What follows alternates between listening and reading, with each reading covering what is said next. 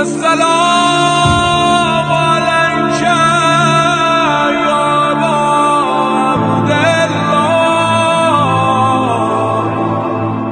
امام حسین کے ساتھ تاریخ کے ہمراہ 10 قسطوں پر مشتمل ویڈیو سلسلہ، امام حسین علیہ السلام کا سر اور اربعین امام حسین، سن 61 ہجری 13 محرم الحرام کو نیزوں پر سوار کچھ سر کوفہ پہنچے اور 15 محرم الحرام کو آل اللہ کے قیدی کوفہ پہنچے۔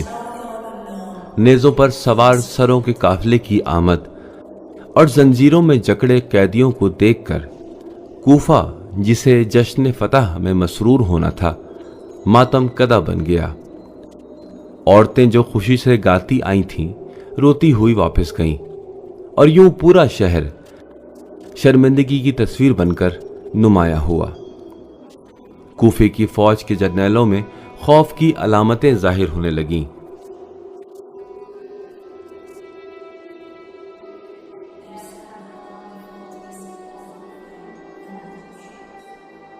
جناب زینب، جناب ام کلثوم اور جناب سجاد علیہ السلام نے اپنے طاقتور بیان کے ساتھ ابن زیاد کو اس طرح توڑا کہ دنیا نے کبھی کسی قیدی کو فاتح کمانڈر کے ساتھ یوں بات کرتے نہیں دیکھا تھا۔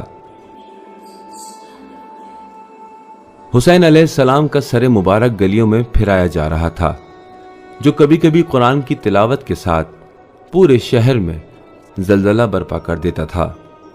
وَسَيَعْلَمُ الَّذِينَ ظَلَمُوا أَيُّ مُنقَلِبٍ يَنقَلِبُونَ۔ ابن زیاد جو ہر وقت لوگوں کی بغاوت کے خوف میں مبتلا رہتا تھا، اس سے زیادہ حسینی قافلے کو شہر میں برداشت نہ کر سکا، اور اپنے کیے کو بھلا دیے جانے کی امید میں اس نے حسینی قافلے کو شام کی طرف روانہ کر دیا۔ کٹا ہوا سر صحرا کے سفر پر چلا گیا۔ ہر بار اسے جس پتھر پر رکھا، اب اسی ہر پتھر پر ایک زیارت گاہ بنام راس الحسین موجود ہے۔ سر آگے بڑھ رہا تھا تاکہ ایک نیا راستہ بنائے، تاکہ بتائے راستہ چلنے سے ہے، تاکہ بتائے وہ چشمہ جو اس کٹے ہوئے گلے سے ابل رہا ہے تاریخ کی رگوں میں بہتا رہے گا، تاکہ نور تک پہنچنے کے راستے کو خون سے منور کرے۔ ان سروں کو ابھی زمین سے کام تھا۔ یہ سر ابھی لوگوں کی ہدایت سے مایوس نہیں ہوئے تھے۔ سر آگے آگے چل رہے تھے اور قافلے ان کے پیچھے لائے جا رہے تھے۔ 61 ہجری یکم صفر کو سر شام پہنچے اور اللہ کے قیدی شام پہنچے، اور بنو امیہ نے یکم صفر کو جشن منایا۔ نیزے پر سوار ایک سر تلاوت قرآن کریم کر رہا تھا۔ وَسَيَعْلَمُ الَّذِينَ ظَلَمُوا أَيُّ مُنقَلِبٍ يَنقَلِبُونَ۔ وَسَيَعْلَمُ الَّذِينَ ظَلَمُوا أَيُّ مُنقَلِبٍ يَنقَلِبُونَ۔ یزید جس پر خوف سے لرزہ طاری تھا، حالات سے مطلع ہونے پر قیدیوں کا قافلہ پہنچنے سے پہلے اس نے سارے واقعے کا ذمہ دار ابن زیاد کو ٹھہرا دیا۔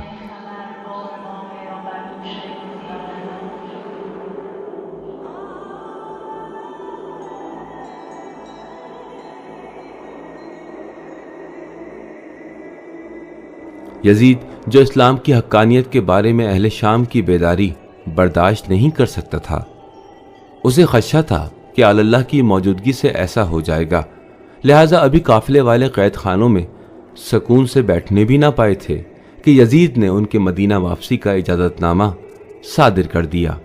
ایک مختصر مدت کے بعد حسین علیہ السلام کے مقدس سر نے سجاد علیہ السلام کی آغوش میں کربلا کا سفر شروع کیا، اور یہ مقدس سر یوں آنسوؤں کے سیلاب میں کربلا پہنچا۔ یوم عاشور کے 40ویں دن 20 صفر 61 ہجری کو حضرت سجاد علیہ السلام کے دستے مبارک سے یہ سر مقدس اپنے پاک جسم سے جا ملا۔ سجاد علیہ السلام اس باغ کے نئے باغباں تھے۔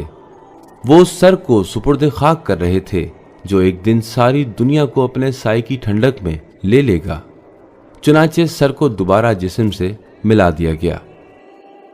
حسینی قافلے کے سرداروں کے سر بھی ان کے مزاروں میں دفن کر دیے گئے۔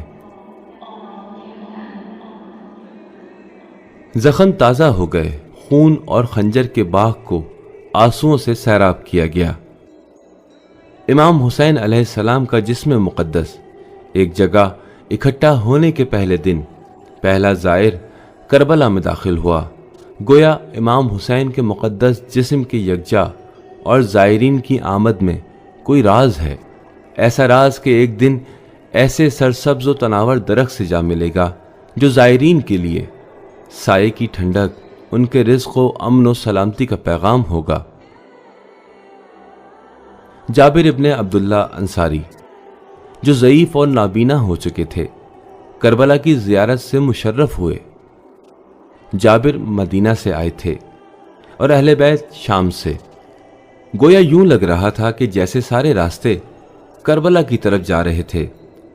جابر نہ دیکھنے والی آنکھوں کے ساتھ کربلا پہنچے، گویا وہ ہمارا نشان تھے، ان کی آنکھوں کے ساتھ جو ہم سب کی آنکھیں ہیں کہ جو اپنا نور کھو چکی ہیں اور کچھ نہیں دیکھتی، اور ہم جانتے بھی نہیں کہ ہم دیکھ نہیں سکتے۔ اس آنے اور پہنچنے میں کوئی راز تھا کہ جس نے ہمیں بتایا منزل مقصود راہ کربلا سے گزرتی ہے، کہ جس نے بتایا ہمیں چاہیے ہم اپنے نابینا ہونے کو مان لیں اور یوسف کی خوشبو کی تلاش میں نکل پڑیں کہ منزل پر پہنچنا اسی راہ سے گزر کر ممکن ہے، کیونکہ ناحق بہنے والا خون رکنے والا نہیں، کیونکہ نور خدا کبھی خاموش ہونے والا نہیں، اور زمین حجرت خدا سے خالی نہیں رہے گی۔